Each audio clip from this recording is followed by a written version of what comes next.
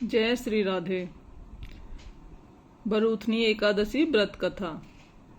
युधिष्ठिर ने पूछा, हे भगवान, वैशाख माह के कृष्ण पक्ष की एकादशी का क्या नाम है और इस व्रत के करने का क्या फल होता है?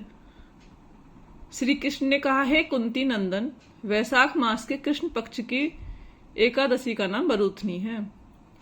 इस एकादशी का व्रत करने से मनुष्य के समस्त पाप नष्ट हो जाते हैं, सौभाग्य प्राप्त होता है। इस व्रत को अभागिनी स्त्री भी करे तो उसे भी सौभाग्य प्राप्त होता है। बरूथनी एकादशी के व्रत के प्रभाव से ही राजा मानधाता स्वर्ग को गए थे।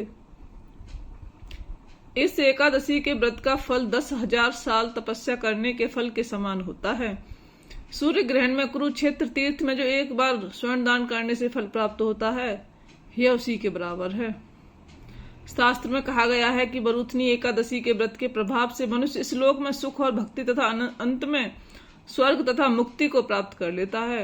हाथी का दान घोड़े के दान से उत्तम दान होता है और हाथी के दान से उत्तम भूमि दान है तथा भूमि दान से उत्तम तिलों का दान बताया है और तिल दान से अधिक स्वर्ण दान होता है।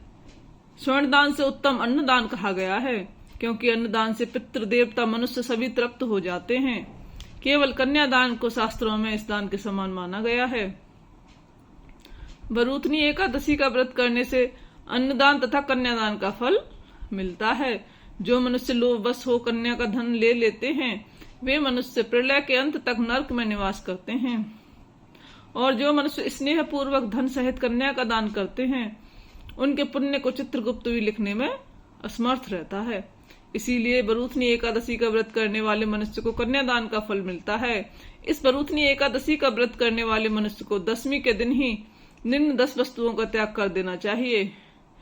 कांसे के पात्र में भोजन करना, मांस को खाना, मसूर की दाल, चना, कौंदो, शाक, मधु, पराया अन्न, पराया भोजन तथा किसी भी क्रिया से किसी के साथ भी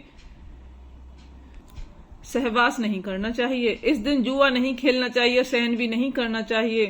पान खाना, दांतन करना, पराई निंदा करना व पापी मनुष्यों के साथ वार्तालाप तथा मिथ्या भाषण, क्रोध करना वर्जित है। हे राजन, बरूथनी एकादशी का व्रत जो मनुष्य विधि पूर्वक करते हैं, उनको स्वर्ग प्राप्त होता है। अतः मनुष्य को सदैव पापों से डरना चाहिए, और जो मनुष्य यमराज से भय मानते हैं, उन्हें इस बरूथनी एकादशी का व्रत विधि पूर्वक अवश्य करना चाहिए। बोलो लक्ष्मी नारायण भगवान की जय।